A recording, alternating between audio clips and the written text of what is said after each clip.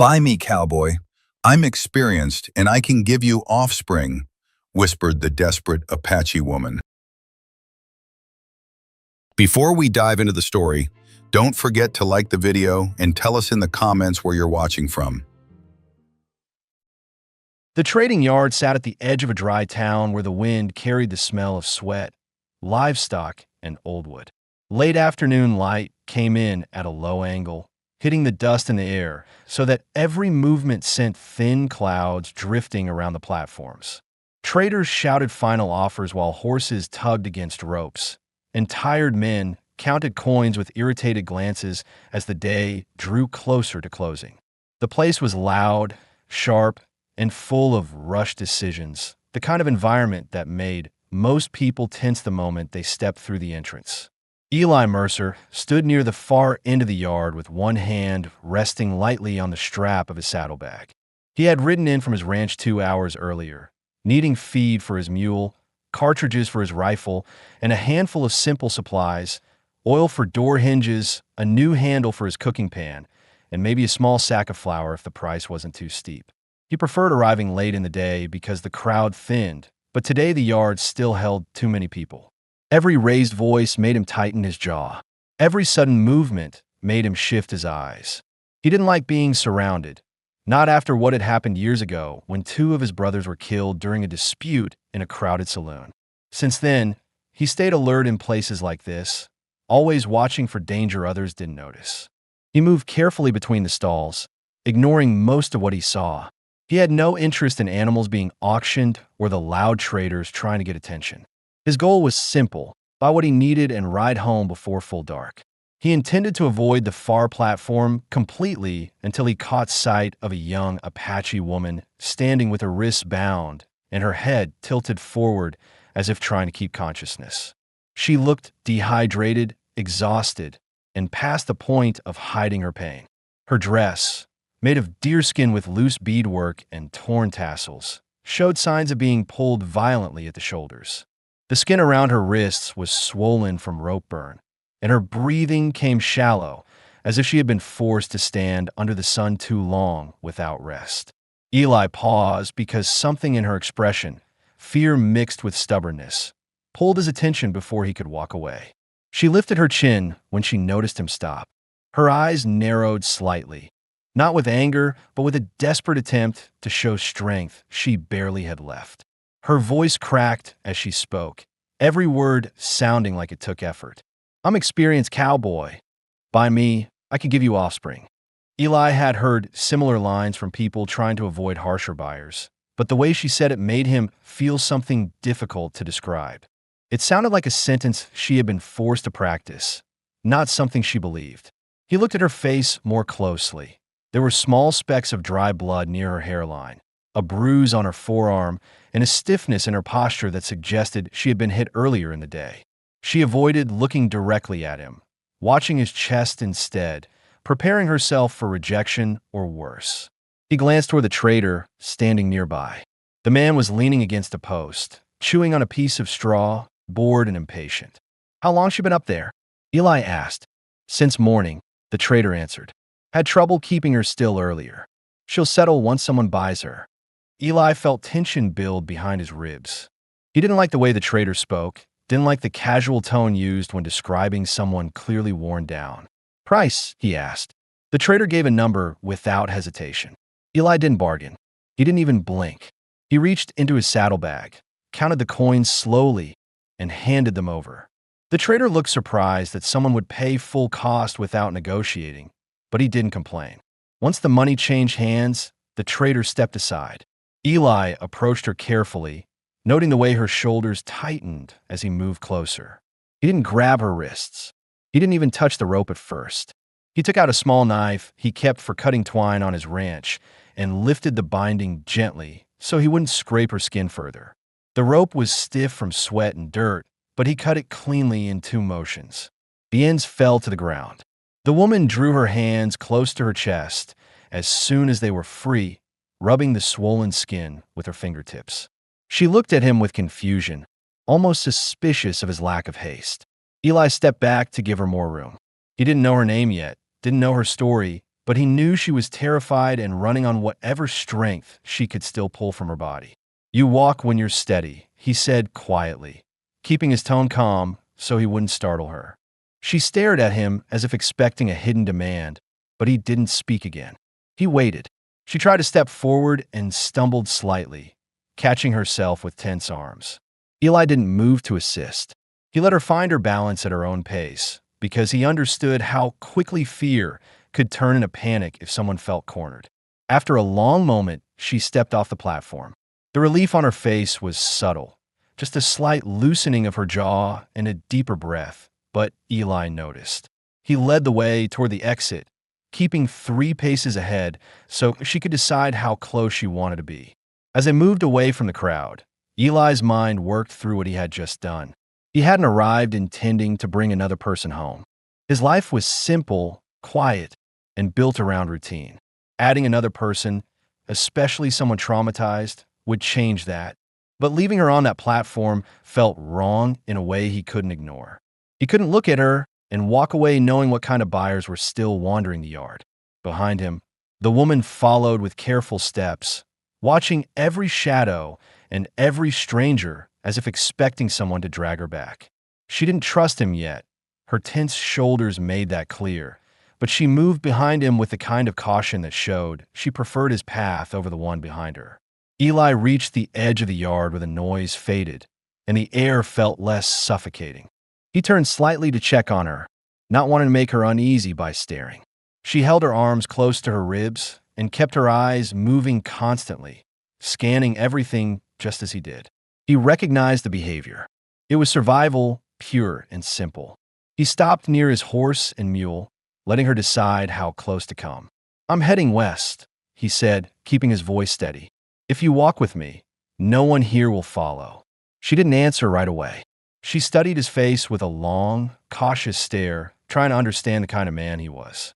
Fear lingered, but something in her posture shifted ever so slightly. Not trust, but the beginning of relief. After a few seconds, she gave a small nod, the first voluntary choice she had made all day. Eli adjusted the mule's lead and guided it toward the trail. The woman walked beside him, still tense, still unsure, but moving forward with more certainty than before. Neither of them spoke again, but each step away from the market lifted a weight that had pressed on both of them for far too long. The road ahead was quiet, open, and unknown, yet it felt safer than anything behind them. And for the first time since morning, she walked without someone pulling her by a rope. The road leaving the market stretched into open land where the noise of barter and shouting faded until it felt like a memory from another life. The woman kept a cautious distance behind Eli, her steps light but uneven, as if her legs still struggled to remember what it meant to walk without restraints. Eli didn't hurry. He kept a steady pace that matched the mule's slow gait, giving her space to move the way she needed. The sun dipped lower, cooling the air enough that she finally exhaled without the tightness that had gripped her since morning. They reached a small rise where the trail widened. Eli stopped beside a weather-beaten fence post that had fallen long ago, the wood gray and splintered from years of wind. He turned slightly toward her, careful not to startle her. "You should ride for a while," he said, gesturing to the mule. "Your legs aren't ready for distance." Her eyes narrowed with suspicion, not at the offer itself, but at what men usually expected after making one. She studied him for several seconds, looking for any shift in his posture that might reveal an unspoken demand. When she found none, she let her shoulders lower just a fraction. She climbed onto the mule with slow movements, both hands gripping the worn saddle horn until she settled. Eli took hold of the lead rope and continued walking. The sound of their steps blended with the soft clink of the mule's gear, creating a rhythm that felt steadier than the frantic noise of the market. The woman watched Eli's back as he walked. He kept his shoulders squared and his pace even, and she realized he hadn't once looked over his shoulder to check whether she was following. That detail told her more about him than anything he had said so far. He wasn't treating her like someone who might run or cause trouble. He was treating her like a traveler who simply walked with him. Minutes passed before she finally spoke. Her voice carried less strain than before, though it still trembled around the edges. "You didn't ask my name. I figured you'd say it when you were ready," Eli answered without stopping. The honesty in his tone surprised her. She had been owned, traded, pushed, and handled by men who spoke at her, not with her. His answer didn't sound rehearsed or calculated. It sounded like a man stating a simple truth. She took a breath that reached deeper into her chest. "Naira," she said quietly. Eli nodded once, acknowledging without pressing for more. She noticed that he didn't repeat her name or misuse it, something that had happened to her since she was taken. She didn't expect him to understand how much that small detail mattered, but it eased something in her that had been locked for too long.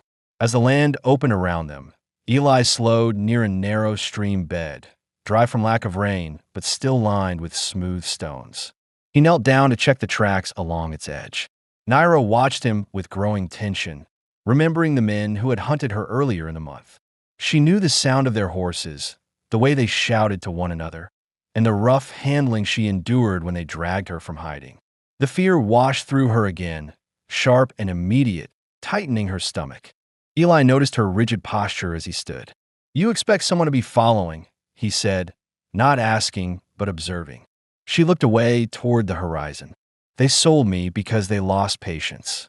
Some men will want me back. Not for good reasons." Eli's jaw worked for a moment, his eyes scanning the land the way only someone with experience could.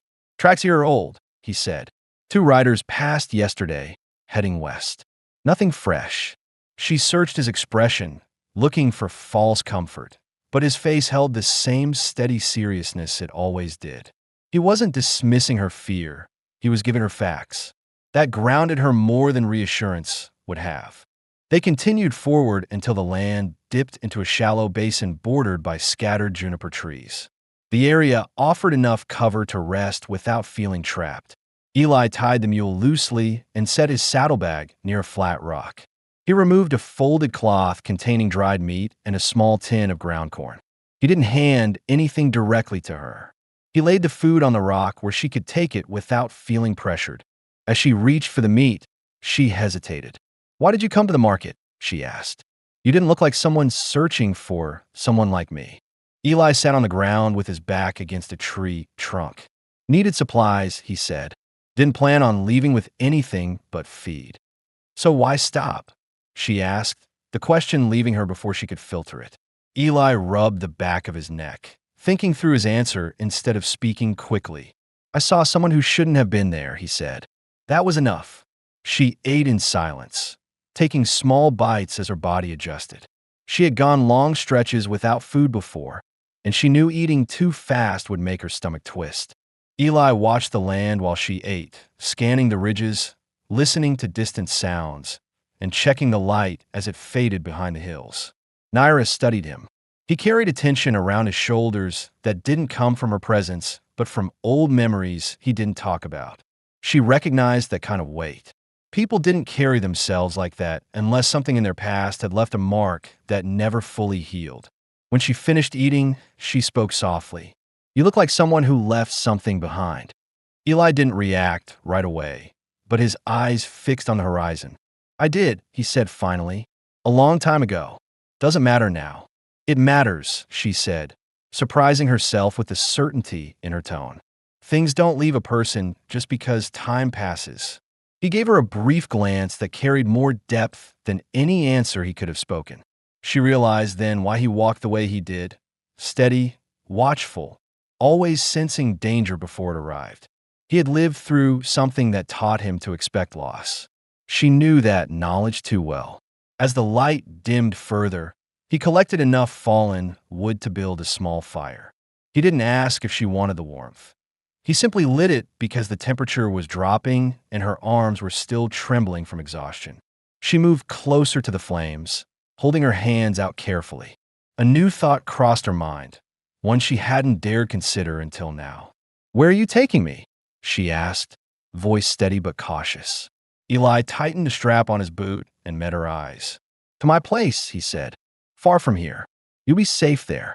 "What do you expect from me?" she asked, pushing the question that had been sitting heavy in her chest since he cut the rope. "Nothing," he said. She stared at him, waiting for the rest. but he didn't add anything. Nothing, she repeated quietly. Not a thing, he said, his expression firm in a way that left no room for doubt. Naira felt her chest loosen in a way she hadn't experienced in months. She had been waiting for the hidden condition, the demand, the moment when his kindness turned into something she owed. It didn't come. The absence of it startled her more than any threat would have. As the fire crackled between them and the wind settled over the basin, Naira finally allowed her breathing to slow. Her fear didn't vanish, but it shifted, giving room for something she hadn't felt since long before she was captured: cautious relief. They sat without speaking for a long time. The quiet wasn't uncomfortable. It was steady, real, a space where neither had to pretend they were stronger or braver than they felt. When the last light faded completely and the stars began to show, Eli adjusted his hat lower over his eyes. "Get some rest," he said. "We move early." Naira laid down a few feet from the fire, pulling the blanket he offered around her shoulders. She watched him until sleep blurred her vision. He stayed awake longer, listening to every sound, making sure no one approached in the dark. For the first time since she had been taken from her band, she slept without expecting to wake up in chains. Dawn crept in quietly, bringing a pale band of light that stretched across the basin and revealed the soft outline of juniper branches above them. The fire had burned down to faint embers, still giving off enough warmth to keep the chill from settling into their bones. Eli was already awake, sitting against a rock with his hat pushed back slightly, scanning the land with the same deliberate attention he had shown since leaving the market. His posture told Naira that he had slept lightly, if at all. She stirred beneath the blanket, blinking at the shifting colors of morning. For a moment, she forgot where she was, a brief instant where her mind jumped back to the place she had been taken from. When she saw Eli sitting nearby, the tension in her shoulders anchored her to the present. He didn't speak, but he gave a short nod, acknowledging that she was awake without crowding her. Her stomach tightened with hunger, something she had pushed aside for days. Eli noticed the slight tremor in her hands as she sat up. Without comment, he reached into his saddlebag and set a small wrapped portion of cornmeal and dried berries on the flat rock between them. He kept his distance, letting her decide when to take it. Naira hesitated only a second. She picked up the food, her fingers brushing the rough cloth. "Why do you keep placing things instead of handing them to me?" she asked, realizing it was something she had been wondering since the previous day. Eli shrugged lightly. "You've had enough hands on you," he said. "Figure you don't need more unless you ask." The answer struck her with unexpected force. Until now, she thought he was simply being cautious, but hearing the reason from his mouth made her chest tighten. She had grown used to being grabbed, pushed, positioned, and treated like property. His restraint felt unfamiliar in a way that made her throat ache. As she ate, she watched him check the mule's hooves, adjust the cinch, and tighten the strap on his saddle. He moved slowly, deliberately, as if measuring each task with care. His quietness wasn't the silence of someone hiding something. It was the silence of someone who had lived alone long enough to make stillness a habit. She swallowed the last bite of food. "How far is your place?" she asked. "A day and a half," he said. "More if the trail's soft." "And when we get there?" she asked, her voice steady, but carrying the weight of every forced move she'd endured over the past months. "You rest," he replied. "After that, you figure what you want to do." The simplicity of his answer made her pause. He wasn't claiming she belonged anywhere except where she chose to stand. She wrapped the blanket neatly and placed it beside the mule. Eli lifted a small water pouch and held it out, not directly to her hand, but extended enough that she could take it without brushing against him. She drank slowly, feeling the cool water hit her empty stomach. Once they were ready to leave, Eli stepped onto the trail first. Naira walked behind him for a few minutes before he glanced back. "You're stronger today than yesterday," he said. "You can ride or walk. Your choice." "I'll walk," she said. The decision wasn't about stubbornness. It was about proving to herself that she wasn't being dragged anymore. They moved across open land where low shrubs dotted the earth and patches of dry grass bent beneath the breeze. The land shifted in color from gray to brown to soft gold as the sun rose higher. Naira studied her surroundings carefully, wanting to remember every hill and rock formation in case she needed to retrace the path one day. Eli noticed her scanning the horizon and spoke quietly. "You think they'll come after you?" he said. "They might," she admitted. "The last man who traded me said I was worth more to others than to him." Eli's jaw tightened. He stopped briefly and studied the dry wash below them. "If anyone follows, they won't get close. I know this land better than they do." Naira wanted to believe that, but fear still crawled up the back of her neck. She pushed it down and asked the question that had lingered in her thoughts since yesterday. "From which direction did you come to the market? I want to know if our paths can be traced." "North Ridge," he said. "The soil's rocky. Hoofprints break up easy. They won't track us from there." She nodded slowly. It eased one of the worries she carried, the worry listeners would have wondered about, how traceable their trail was, whether someone could follow their movements or trap them at night. Eli was already thinking ahead, mapping danger before it arrived. After an hour of steady walking, Eli stopped at a sloped patch of ground where the soil had shifted. He crouched and brushed aside loose dirt with the back of his knuckles. Naira watched intently. "What is it?" she asked. "Fresh print," he said. "Single rider. Past the dawn." Their horse was tired, drag marks in the back hoof. He stood, shaking the dirt from his hands. "Not heading toward us. Just passing through." Naira studied his expression. He wasn't worried, but he wasn't ignoring the sign either. She realized he didn't rely on luck. He relied on observation, the kind of skill a man learns only after losing too much to carelessness. They continued until midday when they reached a cluster of large boulders that cast a cool shadow. Eli motioned for them to rest. Naira lowered herself onto a rock and stretched her legs, grateful for the change in pace. She watched him unfasten his hat and wipe the sweat from his brow. "Why do you live alone?" she asked, genuinely curious. She had wondered since the night before, but hadn't known if it was her place to ask. He didn't answer immediately. He finished adjusting his gear and sat down a few feet away. His fingers tapped lightly against his knee before he finally spoke. "After my brothers died, everything back home felt wrong," he said. "People asked questions I didn't want to answer.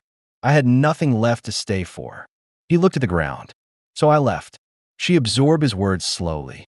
His answer wasn't decorative or dramatic. It was direct, plain, and full of a quiet grief he wasn't trying to hide. It gave her a clearer picture of the man leading her through this rough land.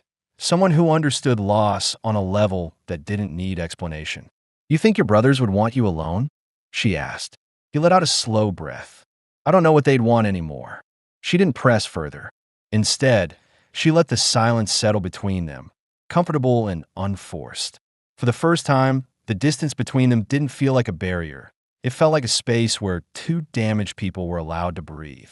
After their short rest, they continued the trail until the landscape shifted again. A faint wisp of dust rose in the far distance, catching both their eyes. Naira stiffened instantly. "Riders!"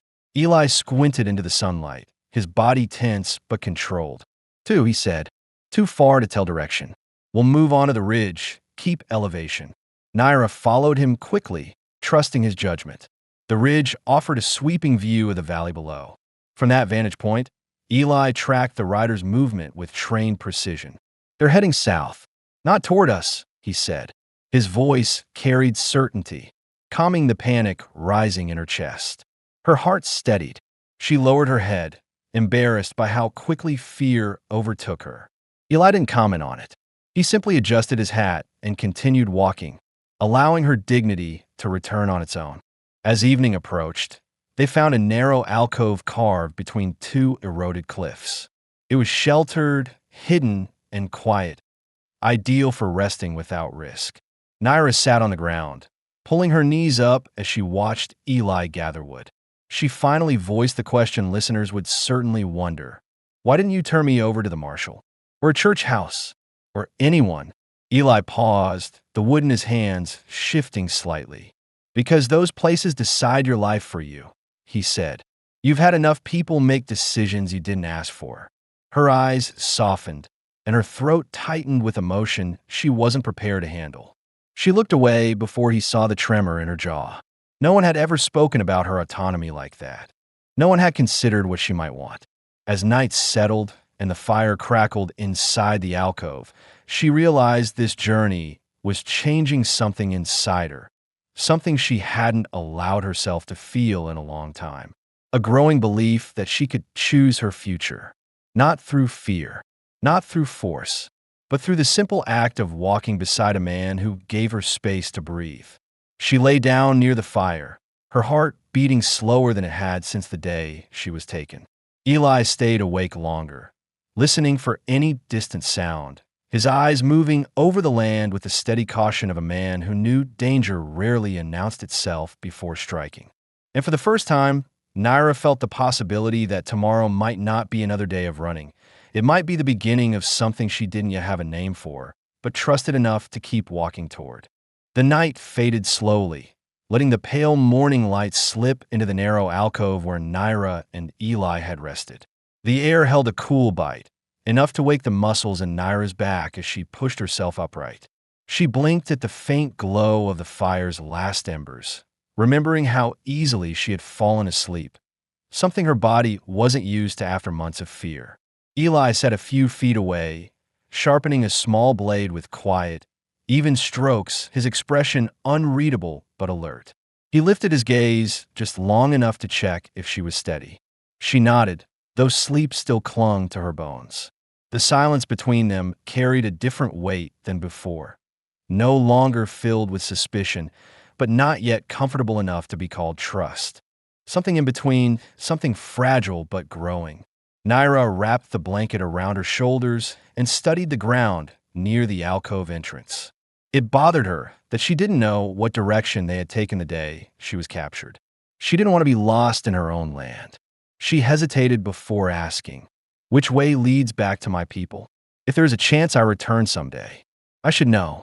Eli rested the blade on his knee and scratched a rough outline in the dirt with the tip of a broken twig. "Your band stayed near the high mesa?" he asked. "They moved often, but yes, before the trouble started." "Then you came from the east," he said, marking a line. "We're heading northwest. If you wanted to return, you'd have to cross 2 ridges and a dry creek that cuts deep. Not safe alone." Naira watched him draw the landscape, absorbing every detail. His knowledge of this land was broader than she expected. She had wondered silently since the first day whether Eli was familiar with Apache territory or simply a rancher who wandered too far. Now she understood. He had studied this ground for years, not as a settler claiming it, but as a man who walked it to keep himself alive. When they set out again, Naira walked beside him instead of behind. She didn't make a conscious decision to close the distance. It just happened as the trail curved through rocky terrain where walking single file felt unnatural. Eli didn't comment on the change. He only adjusted his steps so she wouldn't trip on uneven ground. As they climbed higher along the ridge, the land opened in a sweep of valleys and broken hills. Naira paused halfway up, staring at a cluster of cottonwoods far below. "That's where they held me last," she said quietly, "before selling me." Her breath shook, not from exertion, but from memory. Eli looked down, following her gaze. He didn't ask her to continue. He didn't ask questions that would tear open wounds she was barely stitching shut. Instead, he scanned the basin carefully, noting the old path carved by wagon wheels leading toward it. "No one's down there now," he said. "Tracks are washed out. Looks abandoned." The relief that crossed Naira's face wasn't subtle. It was the kind that loosened her hands and softened her stance. She didn't thank him. She didn't need to. The tension that left her body said enough. They continued until midday when the trail dipped into a narrow pass lined with large stone outcroppings. As they stepped into the shade, Naira slowed, noticing something the listeners would question if left unexplained. A faint mark carved into the rock wall, a symbol from her band used to warn of hostile territory. She touched the carving lightly. "This wasn't here long," she said. "Maybe 2 moons." Eli examined the mark with calm interest. "Means someone survived," he said. He didn't smile, but something eased in his expression. It was the first hopeful evidence she had seen since the day she was dragged from her people. Listeners would have wondered whether her band still lived, whether she had any family left. This symbol answered the first piece. Someone had passed this way, someone who knew how to leave a sign without getting caught. Naira stepped back from the stone, swallowing a tight breath. If someone survived, maybe my sister did. Eli rested his hand on the mule's bridle, keeping his voice steady. You'll find out when the time's right. The reassurance wasn't loud, wasn't emotional. It was measured and sincere, exactly the kind she could accept without feeling smothered. They moved deeper into the pass until Eli stopped suddenly and raised a hand for silence. Naira froze instantly, her body tightening. Eli pointed to a shallow depression in the dirt where two clear hoof prints cut through the soft ground. Fresh, not more than an hour old. The direction was unclear, but the size and spacing told Eli more than enough. Riders came through fast, he murmured, not following us, moving toward the plains. Naira watched his eyes narrow slightly, and her heartbeat thudded in her ears. What if they come back? She whispered. They won't, he said. They're passing through. They're not searching. If they were, they'd slow at the junction behind us. His certainty steadied her pulse. Still, she realized something crucial. He read tracks and terrain like another man read printed words. The listeners would have wondered how he could be so sure about danger or safety. This was the answer. He had lived alone long enough to become fluent in signs most men overlooked. The trail widened once they emerged from the pass. The wind picked up, tugging gently at Naira's loose braid. She adjusted it with quick fingers, embarrassed by how disheveled she felt after so many days without proper rest. Eli noticed, but didn't comment. Instead, he said something she didn't expect. When we reach my place, there's water close by. You can wash, cut your hair if you want, or just rest in the shade. Naira stopped walking for a moment, surprised by the detail. You've thought about this already? I've lived there long enough to know what someone needs their first day, he answered. She understood then. He had taken in wandering souls before. Maybe not many, maybe only once or twice, but enough to know the first hours of safety overwhelmed a person who had lived with fear pressed into their skin. She wondered how many he had helped, whether any had stayed or if they eventually moved on. It made her curious, but she didn't ask yet. As the afternoon stretched on, they reached a natural overlook where Eli paused to check the horizon. The land dropped away in gentle slopes leading toward distant pines. Naira stepped beside him, shading her eyes with one hand. You said you lived alone for years, she said. What made you stay in that place? Why not move on? Eli kicked a small stone over the edge, watching it bounce down the slope. The farther I went, the less I found that made sense, he said. That cabin, it's quiet. Doesn't ask anything from me. Felt like the only place where nothing hunted me. Naira absorbed that. Another piece of him she hadn't known. He wasn't running from the world anymore. He was holding on to the one place where he didn't feel like he had to explain himself. As they prepared to continue, a new concern crossed Naira's mind. Something listeners would question immediately. What will people in town think? She asked. If they see me with you? Eli answered without hesitation, his voice steady. They won't see you. My place isn't near any settlement. Only people who ride that way are lost. The reassurance was grounding. Her fear of being recognized, reclaimed, or judged settled enough for her shoulders to ease again. The last stretch of daylight cast long shadows across the ground as they descended the ridge. Naira walked more closely now, not because she needed protection, but because the distance between them no longer felt necessary. She found herself studying the line of his jaw, the way he tightened his grip on the lead rope when the trail narrowed, the way he angled his body slightly toward her when they crossed unstable ground. They reached a flat clearing near dusk. Eli stopped, scanning the grass for movement, then nodded. We'll make camp here. Close enough to cover. Far enough from the streams to avoid night visitors. Naira gathered small sticks as Eli built a fire. When the flames took shape, she sat near the warmth, watching the colors of sunset blend into the land. For the first time since she had been taken, she felt a small, steady certainty rise inside her. A quiet instinct telling her she was walking toward a place where she could breathe without fear. She didn't say it out loud.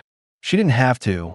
Eli saw it in the way her eyes softened and although he didn't smile, something in his expression shifted, a faint easing of the weight he carried, as if the journey ahead no longer belonged to him alone. And as the sky darkened fully, they sat in silence that no longer felt like distance, but like the start of something they were both learning to trust. The fire from the previous night had burned down to a thin circle of ash by the time Eli opened his eyes. Dawn pressed softly across the clearing, revealing the outline of Naira sitting near a fallen log with her blanket wrapped around her shoulders. She hadn't noticed him wake yet. Her attention was fixed on the tree-line, studying each flicker of movement with the instinct of someone who had spent years surviving through caution. Eli watched her quietly, noting that she no longer flinched at every rustle and no longer held her breath the way she had on the first night. Fear still lived inside her, but it no longer controlled every part of her body. He stood, dusted off his trousers, and stretched the stiffness from his back. She finally turned, her eyes softening when she saw him. "You sleep at all?" she asked. "Some," he said. "Enough." It wasn't entirely true, but he didn't say more. He had spent most of the night listening for riders or wandering animals, letting his ears judge every distant sound. Naira didn't question it. She had already learned that Eli's idea of rest wasn't like other men's. They each lived with different kinds of vigilance. As he prepared the mule, Naira picked up a small handful of rocks and arranged them into a loose pattern on the ground. 2 lines pointing northwest, one scratched mark indicating direction. Eli paused, watching. "You leaving a sign?" he asked, recognizing the method from her people. "No," she said. "I'm practicing. I haven't used markers in months. My hands feel slow." She brushed a thumb across one of the lines. "If anyone from my band passed through here later, they'd know someone was traveling on foot. They'd know it wasn't a trap." Eli nodded. It answered a question listeners would have wondered about, whether she had any way of communicating with her people if she ever tried to find them again. She did, and she was reclaiming those skills day by day. They set out soon after, moving through a stretch of land where dried plants created a soft crunch beneath their boots. The air warmed faster here, pushing away the morning chill. Naira walked beside Eli, matching his pace more evenly than she had before. He noticed the slight change in her breathing, a steady rhythm instead of sharp, uneven pulls. She was regaining strength, not just physically, but in ways she couldn't yet name. After an hour, Eli stopped suddenly and raised a hand again for silence. Naira froze. She had learned to trust that gesture. He crouched low, examining a shallow indentation in the dirt. It wasn't a hoof print this time, just a mark where someone had knelt, maybe to rest, maybe to tie a boot. The soil was still disturbed, not yet dry. "Someone was here before dawn," he said. "Maybe one person." Light footsteps. Naira felt her stomach tighten, but not with the same panic as earlier in the journey. "Do you think they saw us?" she asked. "No," Eli said. "If they had, we'd have more tracks circling." He examined the mark again and added, "Could be a hunter. Could be someone running from trouble. Could be nothing." The possibility eased her tension. He wasn't jumping to fear. He was assessing realistically, something she valued more each day. As they continued, the landscape shifted into rolling grassland with patches of scattered sagebrush. The openness gave Naira a sense of relief.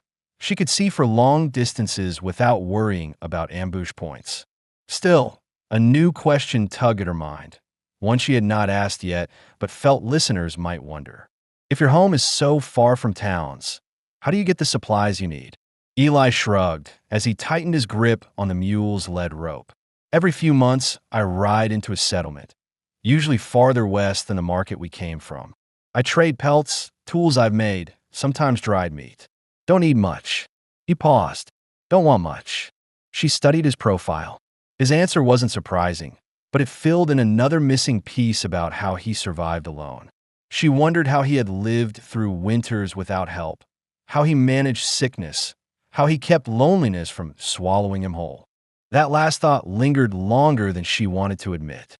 By midday, the sun sat almost directly overhead, pushing shadows into thin slivers under their feet. Eli slowed their pace. "You're quiet today," he said. "So are you," she replied. He gave a faint huff that wasn't quite a laugh. That's not new. She shifted the strap on her shoulder. I'm thinking. About what? She hesitated. The words formed slowly. I keep trying to remember if my sister had time to run. Before they took me, she pushed me behind a rock and told me not to move. I didn't listen. I followed her. I thought staying close meant we would survive together. Her breath hitched slightly. I haven't stopped wondering what she'd say if she saw me now. If she'd think I should be with you or go back, or something else. Eli didn't look at her while she spoke. Instead, he kept his eyes on the horizon, letting her talk without interruption. When she finished, he spoke carefully. If she survived, she'd want you alive. That's the only certainty you can count on right now. He paused. And staying alive isn't betrayal. It's survival. Naira absorbed his words slowly. They didn't erase her guilt, but they softened the sharpest edge of it. They reached a narrow stream bed by late afternoon. Unlike the dried one they had passed earlier, this one carried a thin trickle of water running over flat stones. The sound was faint but constant. Eli tested the depth with his boot. It's clean, he said. You can refill your pouch. Naira knelt beside the water, lifting the pouch to let the stream fill it. As she worked, she noticed a reflection, dust on her cheeks, dried blood near her temple, hair tangled from wind and sleep. She had not looked at herself closely since her capture. The sight made her throat tighten unexpectedly. She didn't want Eli to see her reaction, but he noticed the tension anyway. He didn't move toward her. He just spoke quietly. There's soap at my place. Clean clothes, too. You don't have to keep the dress if it brings back bad memories. Her eyes snapped to him. You already planned for that. Figured you'd want the choice, he said. Nothing else. The way he framed it, choice, struck her again. Everything with Eli returned to that idea. She wasn't a burden or a debt or a possession. She was a person making decisions in a world that had stolen almost all of them from her. When she stood, water dripping from her fingers, Eli motioned toward the west. My land starts past that ridge. We'll reach home before nightfall if we keep a steady pace. Naira's heart picked up slightly, not with fear, but with a strange mixture of anticipation and uncertainty. She hadn't been in a place she could call safe since before her capture, and the idea of entering a home she had never seen brought a tightness to her chest that she couldn't quite name. As they climbed the final slope, Eli pointed to a faint smoke line rising far in the distance. That's from my chimney, he said. Left a log burning before I went to the market, so the place wouldn't freeze. Naira blinked in surprise. You keep a fire going even when you're gone? Only when the nights turn cold, he said. A warm cabin feels less empty. She didn't miss the unspoken truth beneath his words. He hated returning to silence, so thick it felt like a second skin. She understood that feeling too well. They reached the top of the ridge. Below them, a valley opened wide, and tucked near a cluster of cottonwoods stood a small wooden cabin with a slanted roof, a fence corral, and a shed built from mismatched boards. Smoke drifted gently from the chimney. There were no other houses in sight, no trails used by travelers, no immediate signs of danger. Just quiet land stretching to the horizon. Naira stared down at the cabin for a long moment. Her breath steadied, her pulse slowed, and a feeling she hadn't let herself consider crept into her chest. Hope that this place might allow her to breathe without fear. Eli watched her expression carefully. If you stay, he said softly, you stay because you want to, not because you owe me, not because you have nowhere else. She looked at him, her voice barely above a whisper. I know. He gave a small nod. Then let's head down. As they began the descent toward the cabin, Naira felt something shift inside her. The fear that had followed her since her capture didn't vanish, but loosened enough for something new to enter, an understanding that the life waiting below might not be temporary survival. It might be the beginning of belonging.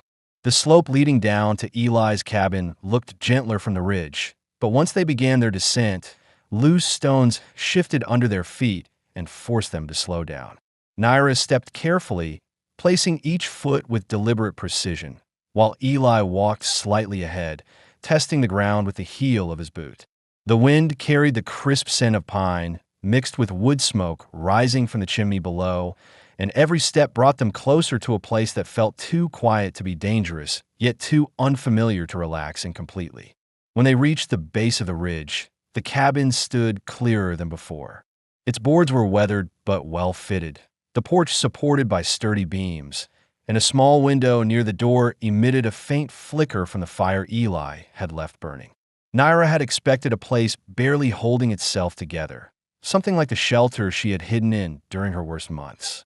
Instead, the structure looked lived in, maintained by someone who cared enough to keep it standing through harsh seasons. It answered a question listeners might have asked, whether Eli truly had roots here or was only drifting. He had built a life, however quiet. As they approached, Naira slowed, taking in everything. The worn path leading to the door, the small stack of tools leaning neatly against the wall, and the row of chopped logs arranged near the porch. She touched the top of one log lightly, feeling the rough grain beneath her fingers. "You cut all these alone?" she asked. Eli nodded. "Work keeps the mind steady," he said. "Helps the winters pass." The statement revealed more than he seemed to intend.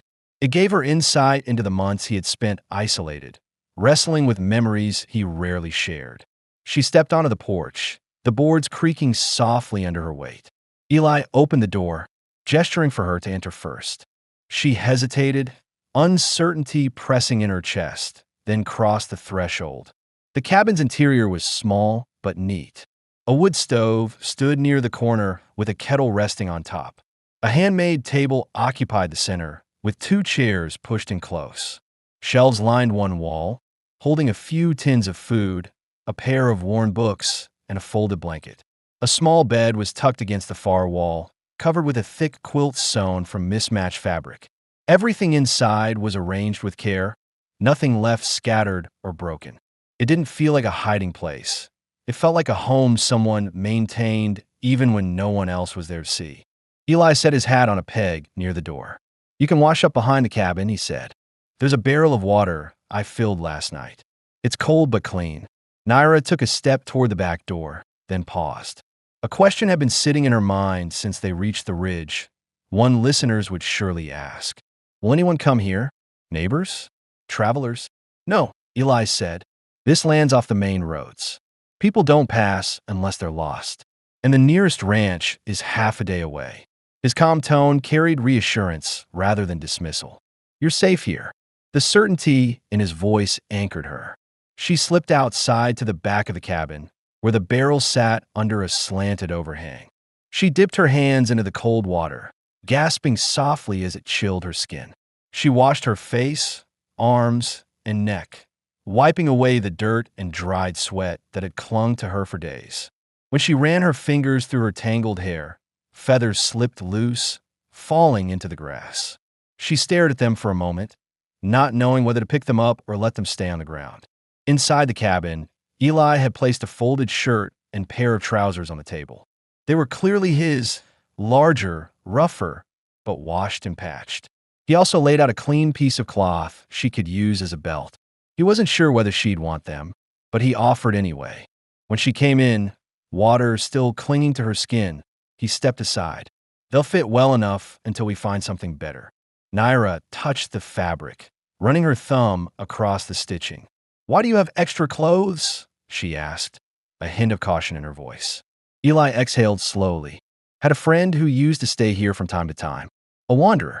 He left them behind." The detail wasn't rehearsed. It was simple truth that explained something listeners would wonder, whether Eli had ever shared his space with anyone before. He had, but rarely, and not in a way that tied him to others. Naira changed behind a hanging curtain Eli had pulled across the corner. When she stepped out, the loose shirt hung to her thighs, and the trousers, cinched with the cloth belt, gave her a freedom of movement her torn dress hadn't. She glanced at Eli, catching a brief flicker of surprise in his expression. Not the kind that objectified her, but the kind that registered how different she looked now, less like someone who had been dragged through suffering and more like someone who belonged somewhere. "You look more comfortable," he said, the words quiet, almost careful. "I feel different," she replied. She didn't know how else to describe the sensation of wearing clothing that didn't remind her of being grabbed, tied, or sold. Eli stoked the fire in the stove and set the kettle to warm. The scent of heated metal and smoke filled the small cabin. After a few minutes, he ladled warm water into a cup and handed it to her. Not too close, still giving her the space she had come to expect. She accepted it with both hands. They sat across from each other at the table. Naira studied him thoughtfully. "You haven't asked me what I want to do now that we're here," she said. "I figured you'd tell me when you were sure," he replied. "I'm not sure yet," she admitted, "but I know I don't want to run anymore." Eli met her gaze with a calm steadiness. "Then you won't." A quiet moment passed between them, broken only by the soft pop of wood inside the stove. Naira set her cup down, gathering her thoughts. "You said last night that your cabin doesn't ask anything from you," she said. "Then what do you want from it now?" Eli looked around the small room with an expression that was almost reflective. "Peace," he said. "Enough quiet to think straight. A place where things don't fall apart because someone else made a choice for me." Naira considered his answer. "And having me here, does it change that?" "It changes the quiet," he said truthfully, but not in a bad way. His honesty reached her deeper than she expected. She'd feared she would be a burden or an interruption. Hearing otherwise lifted a weight she hadn't recognized until it left her. Later, when Eli stepped outside to bring him more firewood, Naira walked around the cabin, letting her fingers brush every surface: walls, windowsill, table edge, as if memorizing the space.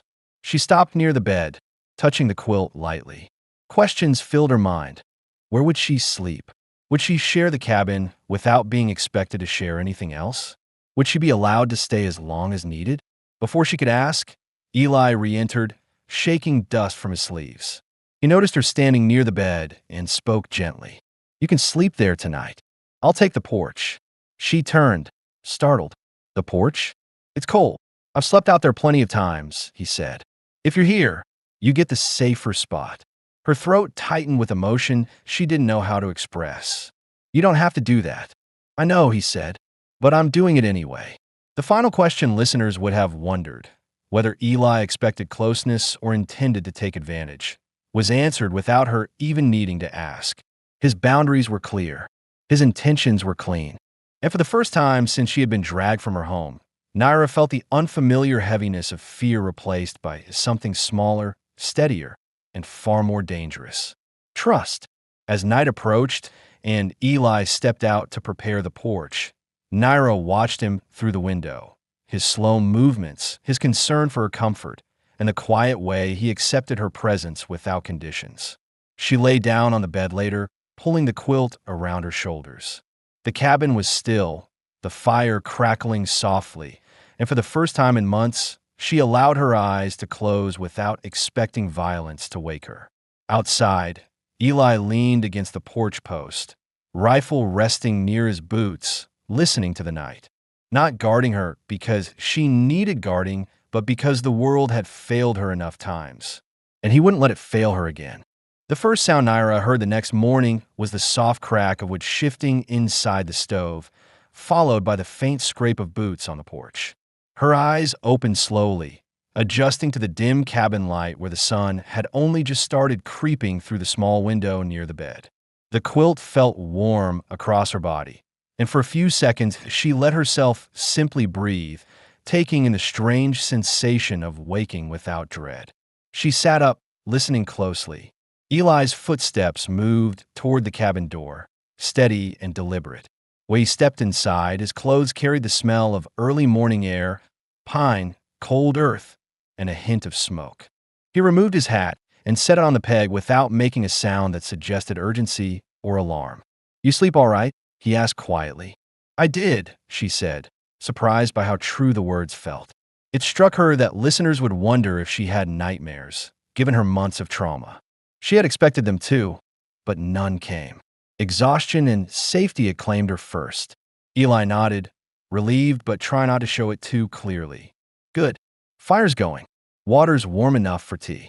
She pulled the quilt aside, rose slowly, and stretched her stiff muscles. It was the first morning she had greeted without being tied, shoved, or told where to stand. The realization hit her stronger than she expected, and she held the edge of the table briefly to steady herself. Eli noticed the flicker of emotion, but didn't comment.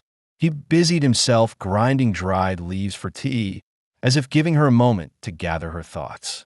Naira watched him, studying something she hadn't fully understood before. He was careful with silence, not because he feared saying the wrong thing, but because he respected what either of them might need to keep to themselves.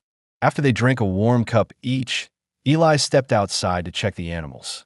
She followed him out onto the porch, wrapping her arms around herself as the cold morning air brushed her skin. The mule stood near the trough, shaking its ears. Eli ran a hand along its neck, checking the coat for any sign of stress or injury. Naira leaned against one of the porch posts, feeling the smooth wood beneath her palms. "I want to help," she said. Eli turned his head slightly. "You don't have to work today." "I know," she said. "I want to." For the first time since he'd met her, a trace of warmth touched his face. Not quite a smile, but something close enough to change the tension around his eyes. "Then we'll start with something simple." He showed her how to refill the trough using a bucket hanging near the shed. The task was light, but for Naira, it felt like an important step in owning her place here. While she carried the bucket, she noticed the corral fence and the tools stacked neatly against the shed. Something had been bothering her since yesterday. Listeners would wonder too, did Eli expect her to stay in the cabin all the time? Was she allowed to walk the land alone? She set the bucket down and asked the question directly. "How far can I go from the cabin without worrying you?"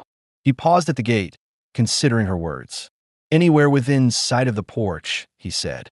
Past the line of trees there, he pointed toward a small cluster of oaks. The ground drops into a ravine. Hard to climb back up. Wouldn't want you stuck if something happened. "So you're saying I'm free to walk?" she asked. "You're free to do anything you choose," he answered plainly. The reassurance steadied something deep inside her. She had not felt free in so long that the concept felt unfamiliar, like touching a forgotten object from childhood. After they finished with the mule, Eli checked the shed and returned with a small basket. "We'll gather kindling near the cottonwoods," he said. "There's always fallen branches after a cold night." Naira followed him across the yard, feeling the soft soil under her borrowed boots. The cottonwoods were taller up close, their trunks carved with the rough lines of age. As she bent to pick up a branch, she noticed a faint mark on one of the lower trunks, an old axe strike, not fresh but deliberate. She brushed her fingers over it. "You cut here before," she said. "Once," he replied. "Needed wood fast. Storm hit that week." "Do you get storms often?" "A few," he said. "This valley takes the worst of it.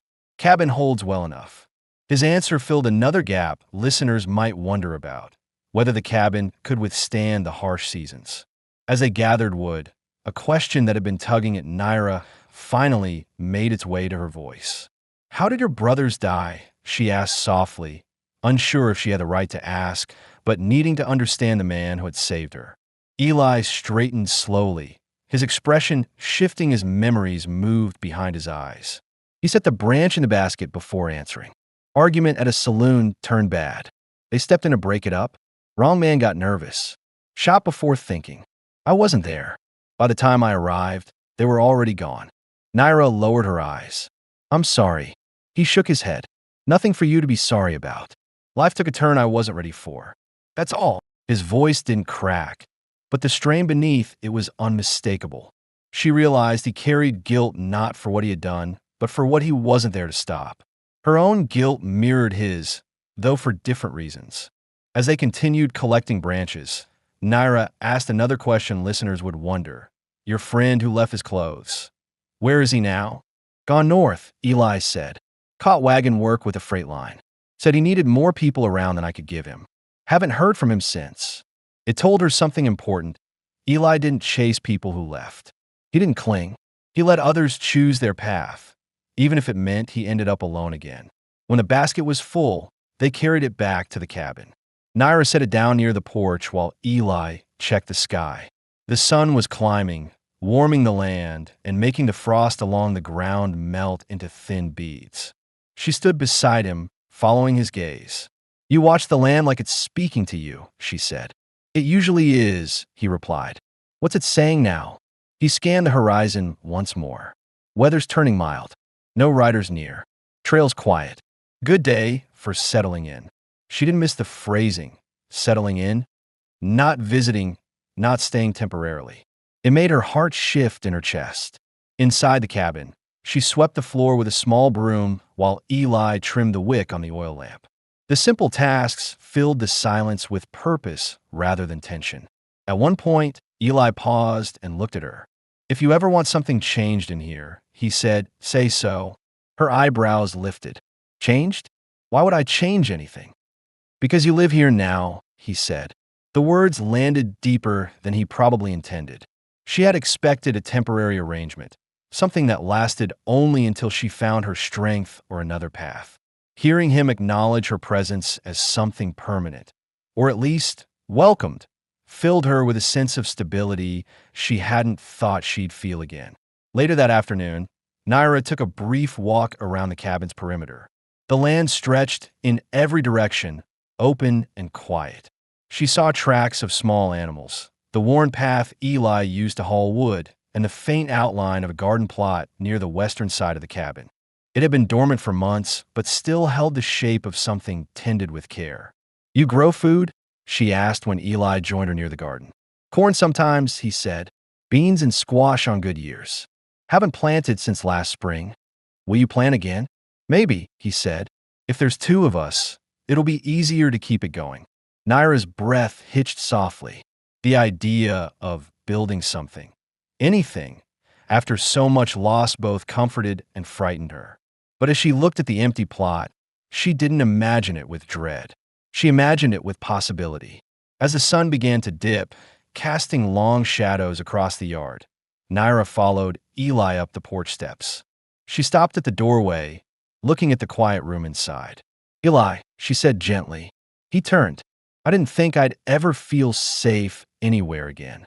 You are, he said simply, and I didn't think anyone would let me decide my own future. You decide every part of it, he replied. The sincerity in his voice settled something in her that had been shaking since the day she was taken. She didn't smile. She wasn't ready for that. But her expression softened into something closer to relief than fear. As Eli stepped inside to prepare supper, Naira lingered on the porch for a moment, letting the evening breeze brush across her face. The land was calm, the cabin steady, and the man inside had given her something no chain, no traitor, no threat had ever taken away. A place where her choices mattered. And for the first time in too long, she stepped inside not as a shadow of a woman running from danger, but as someone who could imagine a life beginning again. The last traces of daylight faded behind the ridge, leaving a soft blue haze over the valley as Naira and Eli finished their simple supper. The cabin felt warmer than usual, not because of the fire, but because Naira moved through it with steady steps instead of hesitation. She placed the tin plates in a small basin near the stove, rinsing them with warm water while Eli stacked the remaining wood for the night. His movements were quiet, methodical, always checking the windows, always sensing the land in ways she still didn't fully understand. For a moment, she leaned her hands on the table, breathing slowly as she absorbed everything she had learned since arriving. She understood now that the listeners would wonder about details left unspoken. How well she knew the layout of the cabin, whether she feared the isolated positioning of the home, what dangers existed nearby, and what Eli did when nights grew longer and colder. Chapter 8 would answer those questions naturally. Is winter harsh here? She asked as she dried her hands. Eli placed the last piece of wood beside the stove and wiped the sweat from his brow. Cold enough to freeze water solid in the trough, he said. Wind cuts through the ridge. Cabin holds, but you have to prepare early. He opened a drawer and showed her bundles of dried herbs, strips of cured meat, and a row of candles he had made himself. This is how I get through the long nights. Naira studied the drawer, impressed by how carefully he planned. You do all this alone every year? Up until now, he answered, closing the drawer gently. His tone wasn't possessive, nor did it imply obligation. It simply acknowledged that her presence changed the rhythm of his days, and he wasn't shying away from it. After cleaning the table, Naira stood by the window, looking at the darkened yard. The land was so still it almost made her uneasy. She had lived among movement, running, hiding, watching, so long that calmness felt unfamiliar. "Does anything come this close to the cabin at night?" she asked. "Coyotes sometimes," Eli said, sitting at the edge of the bed to oil the lever of his rifle. "Deer in the fall. Stray cattle during dry spells. Nothing that'll bother you as long as we're here." "And people?" she asked softly. He paused, lifting his eyes to her. "People don't wander out here without reason," he said. "And if they do, they avoid homes unless they know the owner." "What if they know you?" she asked. "No one's looking for me," he said. "And anyone who used to stopped years ago." The answer brought a new question to her mind, one the listeners would likely ask too. "You said your brothers died in a saloon fight. But what happened after? Why didn't you stay in town?" Eli rested the rifle beside him and folded his hands. The quiet in the cabin deepened. "I stayed long enough to bury them," he said. "But every corner looked like a place they used to stand. Every sound reminded me of the night I wasn't there. I couldn't breathe right." He rubbed his thumb against the edge of his palm. "So I left." Naira stepped closer, her voice gentle. "Did anyone try to stop you?" "A few, but they didn't understand." He met her eyes with a rare vulnerability. "I didn't run from duty. I ran from grief. There's a difference." Her chest tightened at the honesty. She knew what grief could turn a person into: silent, sharp-edged, careful not to feel too much. She saw those same shadows in him. Eli stood, tying the curtain tighter across the back window. "Storm clouds moving in," he said. "We might get wind tonight." Naira moved toward the stove, adding one more log to keep the cabin warm. As the flames brightened, she noticed something she hadn't before: a small wooden box tucked under the bed frame. Curiosity flickered across her face. "What's inside that?" she asked. Eli turned, following her gaze. For a moment he hesitated, weighing whether to answer. Then he reached down and pulled the box out. "Old things," he said. "Nothing dangerous." He placed it on the table and opened the lid. Inside were a few faded letters, a broken pocket watch, and a strip of cloth wrapped around a small eagle feather. Naira touched the feather gently. "Whose was this?" "My brother Luke found it on the trail," Eli said quietly. "Said it meant strength. Used to keep it in his pocket." Naira swallowed hard. He believed in signs. He believed in keeping reminders, Eli said. Said the world only takes everything if you let it. She understood why he kept the box, but rarely opened it. It wasn't a shrine. It was a place where memories were contained so they wouldn't spill over and swallow him. She closed the lid slowly. "Thank you for showing me," she said. "You didn't have to." "You asked," he said simply. The wind outside picked up, brushing against the cabin walls with a low whistle. Naira moved toward the bed, pulling the quilt back.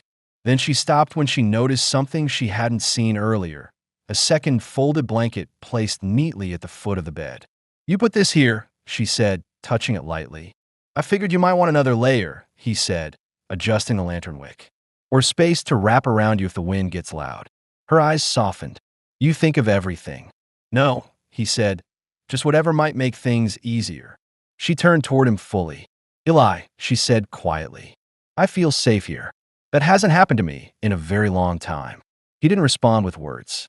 Instead, he gave a single slow nod, acknowledging the importance of what she said without pressing it further. As she settled onto the bed, Eli prepared the porch again, placing his blanket in the same spot as the night before. But before he stepped outside, Naira spoke softly. "You can sleep inside." He paused, hand on the doorknob. "I won't be afraid," she added. "Not of you." He considered her words carefully, then shook his head. "Not tonight. You need the room more than I do." She didn't argue. His decision wasn't about distance. It was about respect. And she no longer feared what his choices meant. After he closed the door, Naira lay in the quiet, listening to the steady rhythm of the wind. The fire cast faint shadows on the walls. Outside, Eli shifted his weight on the porch, his boot tapping once against the floorboards as he settled in. Listeners might have wondered whether she missed her sister, whether the safety of this cabin felt like betrayal to the family she lost. The truth settled in her chest now. She could hold grief and hope at the same time. They did not cancel each other out. Her eyes closed slowly, warm beneath the quilt, heart calmer than the night before. She felt the cabin around her, strong walls, soft light, the safety of a man who had no intentions of hurting her. And for the first time, sleep did not feel like surrender. Outside, Eli remained alert beneath the stars, listening for danger that never came. And inside, Naira finally rested not as a captive, not as someone surviving on fear, but as a woman beginning to imagine a life where she might choose to stay. A thin strip of morning light slipped through the window when Naira woke, spreading across the quilt in a pale line. The wind had quieted some time during the night, leaving the air still enough that she could hear the gentle creak of the porch boards where Eli leaned against the post, stretching the stiffness out of his shoulders. Her heartbeat steadied as she took in the room, warm, calm, unchanged. She sat up slowly, the quilt pooling around her waist, and for a brief moment simply watched him through the doorway, noticing how his breath fogged faintly in the cold, and how his hand rested near the rifle not from fear, but habit. She rose and stepped onto the porch, her bare feet cold against the boards. Eli turned toward her with a quiet nod, as if he'd been waiting to see her eyes open before moving on with the day. "Morning," he said, his voice low from hours spent awake. "You didn't sleep?" she asked, a concerned crease forming between her brows. "Some," he answered. "Enough to hear trouble if it came." "It didn't." She hesitated, then spoke the question listeners might have carried since the beginning. "Will you always stay awake so I can sleep?" He studied her expression, considering the weight of what she was truly asking. "No," he said gently. "Not always. Only until you feel safe enough not to worry." He added with quiet sincerity, "And you're close to that. I can see it." Her shoulders eased. She didn't know how to respond to kindness given without expectation, so she stepped to the edge of the porch and watched the valley below. The early light revealed something new. Light smoke drifting from a distant ridge, far off but distinct. It wasn't from Eli's land. It belonged to someone else. "There's a fire out there," she said. Eli followed her gaze. "Campfire," he confirmed. "Too small to be a settlement. Might be hunters. Could be travelers. They're far enough not to worry us." "People are moving through these hills again?" she asked. "Sometimes," he said. "Season changes bring folks through the pass. But they don't come this far unless they're lost." A question formed in her mind. One listeners might wonder as well. "If they wandered here, would you send them away?" Eli looked out across the valley, thinking. "Depends who they are," he said plainly. "But no one will touch you. Not here." Her breath steadied again at his certainty. She stepped back inside to prepare a small breakfast, something simple she'd watched him make the day before. She sliced a piece of dried meat and placed it on the pan over the stove, letting the cabin warm with the familiar scent. Eli watched her quietly, recognizing how different her movements were now. Confident, purposeful, at ease in a space that had not belonged to her yesterday, but felt right today. When they finished eating, Naira returned to the corner where Eli had stored his wooden box. She didn't open it again, but rested her hand on the lid. "You said your brother kept this feather for strength," she said. "Do you keep anything of your own for the same reason?" Eli pulled a small leather cord from his pocket. Attached was a worn brass button. "From my father's coat," he said. "I take it with me whenever I ride far." She stepped closer, studying the simple object. "What did he teach you?" "That a man's word means more than anything he owns," Eli said, "and that you stand with someone when they need you, not when it's easy." The words settled deep inside her, clarifying something listeners would have wondered through the earlier chapters. Why Eli helped her, why he stayed patient, why he protected her without asking anything in return. It was how he was raised. Naira held his gaze for a long moment. "You've done that for me," she said. "I know," he replied, "and I'll keep doing it if you want me to." His voice did not waver. It didn't hide emotion behind distance or brevity. It was the plain truth of a man who understood commitment. Naira stepped to the table, pulling out the small cloth belt she'd tied around her borrowed trousers the day before. Her hand shook, not with fear, but with the decision she was finally ready to make. "Eli," she said softly, "I want to stay." He froze, just slightly, the way a man does when hearing something he didn't dare hope for. "Stay how?" he asked carefully. She swallowed, lifting her chin with quiet resolve. "Here, in this cabin, on this land." With you. Her throat tightened, but she kept going. Not because you paid for me. Not because I'm afraid of leaving. Because I choose this. Silence filled the room, heavy with meaning but without tension. Eli stepped closer, moving slowly, so she had time to step back if she wished. She didn't. If you stay, he said quietly, it's your home as much as mine. I want that, she whispered. Eli's breath moved out in a relieved exhale. He reached for her hand, slow, deliberate, waiting until she offered it fully. When her fingers curled into his, something steady and warm anchored in both of them. It wasn't dramatic. It wasn't rushed. It was a decision sealed in the simplest gesture. But the listeners would wonder about one more thing: their future, their safety, their belonging. And Naira spoke that question aloud. What happens now? What do we build? What will our life look like? Eli glanced out the window, then back at her. It looks like whatever we make of it, he said. We'll plant a garden, fix the fence, hunt for the winter, make the cabin warmer. And if someone ever comes asking who you are, he paused, giving her the choice. You can choose your name, your story, your place. Her eyes softened. My name is Naira, she said, and I want my story to continue here. Eli nodded once, a rare and genuine smile touching the corners of his mouth. Then Naira it is. He walked to the shelf, pulled down a small carving tool, and handed it to her. If you want this to be your home, he said, etch your name on the beam beside the door. That's how I mark this place as mine. You can mark it too. Her breath shook as she took the tool. She stepped to the doorway, running her fingers over the smooth wood. With slow precision, she carved 4 letters, NEIRA, into the beam. Each cut felt like reclaiming a piece of herself that had been torn away. When she finished, Eli stepped beside her and placed his calloused hand over hers for a brief moment. Welcome home, he said quietly. The simple phrase settled deep inside her, making her chest warm with a feeling she hadn't known in months: belonging. They spent the rest of the morning gathering wood, checking the roof, and preparing for the days ahead. When the distant campfire smoke finally faded from the ridge, neither of them watched for danger anymore. They watched it disappear with relief, knowing the world might still be harsh, but they weren't facing it alone. As the sun climbed high, Naira walked the yard with steady steps, memorizing the land not as a place she passed through, but as a place she would help shape. Eli joined her, his hand brushing lightly against hers, not claiming her, not leading her, just standing beside her in a way that said every path forward would be walked together.